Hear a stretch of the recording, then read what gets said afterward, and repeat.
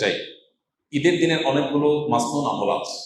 এর মধ্যে সবচেয়ে বেশি পরিমাণে যে আমলটি করতে হয় ঈদকে কেন্দ্র করে সেটা তাকবীর পাঠ করা, আল্লাহু আকবার আল্লাহু আকবার, লা ইলাহা ইল্লাল্লাহ আল্লাহু আকবার আল্লাহু আকবার ওয়া লিল্লাহিল হামদ। ঈদুল ফিতরে এটা শুরু হয় হলো ঈদের চাঁদ দেখা যাওয়ার পর থেকে নিয়ে ঈদের নামাজ পর্যন্ত, আর ঈদুল আজহাতে শুরু হয় হলো জিলহজ মাসের চাঁদ দেখা যাওয়ার পর থেকে নিয়ে কোরবানি পর্যন্ত, অর্থাৎ 10 দিন পর্যন্ত। তো এটা হলো সবচেয়ে কমন সুন্নাহ এবং বেশি পরিমাণে করার জন্য। এমনকি ঈদগাহে আসার সময় তাকবীর বলতে বলতে আসা, ঈদগাহে এসেও বেশি বেশি করে তাকবীর পাঠ করা, এটা হলো ঈদের মাসনুন আমল। আর এর বাহিরে ঈদের আরো অনেক সুন্নাহ আছে, যেমন ঈদ উপলক্ষে উত্তম পোশাকটা পরিধান করা। উত্তম পোশাক, নতুন না কিন্তু, যে কয়টা আছে এর মধ্যে সবচেয়ে ভালোটা পরা হলো মুস্তাহাব বা উত্তম। ঈদ উপলক্ষে আরেকটা গুরুত্বপূর্ণ আমল হলো আর্লি মর্নিং ঘুম থেকে ওঠা ঈদের দিন, ফজর নামাজ মহল্লা মসজিদে জামাতের সাথে পড়া। এই সুন্নাত সবচেয়ে বেশি খেলাফ হয় আমাদের, কারণ চাঁদ রাত আমাদের অনেক কেনাকাটা করা লাগে, অনেক ফুর্তি ফার্তা করা লাগে, মহিলাদের অনেক গোছ গাছ করা লাগে, এগুলো করতে করতে দেরি হয়ে যায়। ওই দিন ফজরে মুসল্লি থাকে সবচাইতে কম। পুরো রমজান জুড়ে মুসল্লি যা থাকে ঈদের দিন তার চাইতে পরিমাণে অনেক কম থাকে। এটা হলো আমাদের একটা ত্রুটি।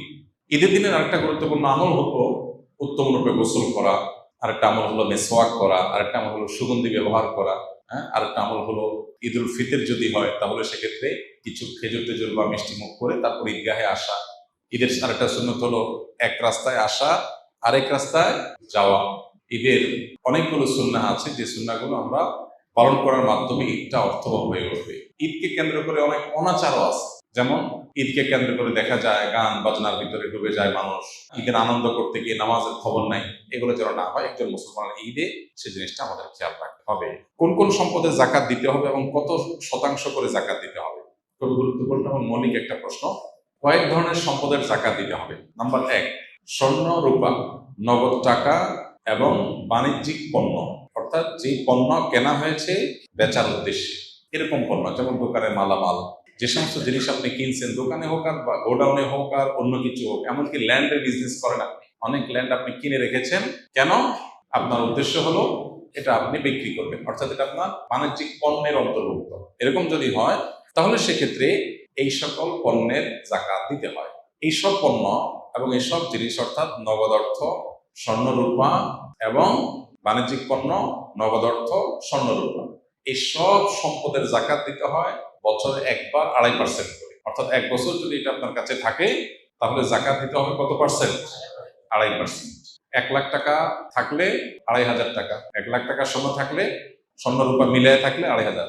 শুধু স্বর্ণ যদি থাকে তাহলে 7.5 ভরির আগে জাকাত আসে না। স্বর্ণের সাথে যদি একটু রূপা থাকে বা ক্যাশ টাকা থাকে তাহলে দুইটার অর্থ মিলায়া 7.5 স্বর্ণ হওয়া জরুরি না, তখন 52.5 ভরি রূপার সমান মূল্য হলেই হয়ে যায়, যেটা 2 লাখ প্লাস টাকা হলে আজকাল হয়ে যায়। তো এই যে স্বর্ণ এবং রূপা এবং নগদ অর্থ, বাণিজ্যিক পণ্য, এগুলোর জাকাত একভাবে হয়। নাম্বার 2, গবাদি পশু।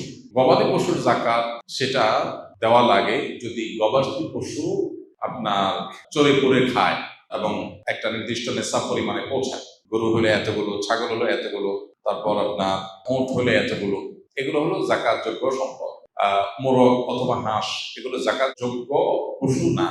হ্যাঁ, এগুলোর জাকাত হবে যদি কেউ মুরগির ফার্মের বিজনেস করে, যে মুরগি কিনেছেন তিনি এটা বিক্রি করবেন, তখন একটা বাণিজ্যিক পণ্য হিসেবে জাকাত আসবে। পশু হিসেবে জাকাত আসবে শুধুমাত্র এই যে ছাগল, ভেড়া, দুম্বা, গরু এবং উট, মহিষ, এগুলোর জাকাত আসবে। এগুলো নির্দিষ্ট নেশাব বলে, কোনোটা 40টা, কোনোটা 5টা, আকার অনুযায়ী আপনার জাকাত আসবে। এগুলোর বছরে একবার জাকাত আসে।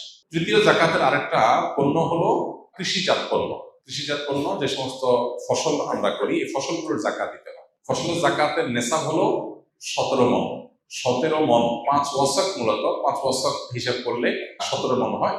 এই হিসাবে কিছুটা ভিন্নতর মত আছে, বাকিটা প্রসিদ্ধ মোটামুটি গ্রহণযোগ্য যে 17 মণ যদি হয়ে যায় তাহলে সেখানে আপনার যদি আকাশের বৃষ্টির পানি থেকে হয়ে যায়, প্রাকৃতিক পানি থেকে হয়ে যায়, আলাদা পানি সেচন করা না লাগে, তাহলে সেক্ষেত্রে 100 ভাগের 10 ভাগ, 10%। আর যদি এটা পানি সেচন করে চাষাবাদ করতে হয় তাহলে সেক্ষেত্রে 100 ভাগের 5 ভাগ। অর্থাৎ আমাদের দেশে যে ফসল হয় এগুলো প্রায় সবগুলোই নিজস্ব সেচ সিস্টেমের মাধ্যমে করতে হয়, অটোমেটিক হয়ে যায় এরকম জিনিস নাই, খুব কম। তো নিজস্ব পানি সেচন বা সেচ সিস্টেমের মাধ্যমে যেগুলো করা লাগে এগুলো সবগুলো প্রতি 100 কেজিতে 5 কেজি খাদ্যশস্য গরিব দুঃখীদেরকে দান করে দিতে হবে। এটার সাথে বছরের সম্পর্ক নাই, এটা হলো যতবার ফসল উঠবে ততবার জাকাত আসবে। এ হলো মোটামুটি জাকাতের ব্যাপার, যে যে সমস্ত সম্পদের জাকাত হয় এবং কত পার্সেন্ট করে জাকাত হয়। আমি একজন জেনারেল কোরআনের শানে নজরুল ও সংক্ষিপ্ত ব্যাখ্যা জানা ও বোঝার জন্য কোন কিতাবটি সংরক্ষণ করলে ভালো হয়, দয়া করে জানাবেন। অনেকগুলো তাফসির আছে, আপনি যদি বিস্তারিত জানতে চান তাহলে সেক্ষেত্রে তাফসির ইবনে কাসির আছে, তাফসির মাল কোরআন আছে। আর যদি খুব সংক্ষিপ্ত আকারে জানতে চান তাহলে ইবনে কাসিরের অনেকগুলো সংক্ষিপ্ত ভাষণ আছে, মাল কোরআনের সংক্ষিপ্ত ভাষণ আছে। তারপরে আমাদের অনেক ওলামায়ে কেরাম তাওজিহুল কোরআন আছে, তাফসির জাকারিয়া আছে, অনেকগুলো তাফসিরের কিতাব আছে। যার যেটা সহজ মনে হয় সে সেটা তার সংগ্রহে রাখতে পারেন। বরং একটা দীর্ঘ তাফসির আর একটা সংক্ষিপ্ত তাফসির থাকলে ভালো হয়। সময় অনুযায়ী দীর্ঘ তাফসিরটা সময় নিয়ে পড়ে জীবনে একবার হলেও শেষ করা দরকার।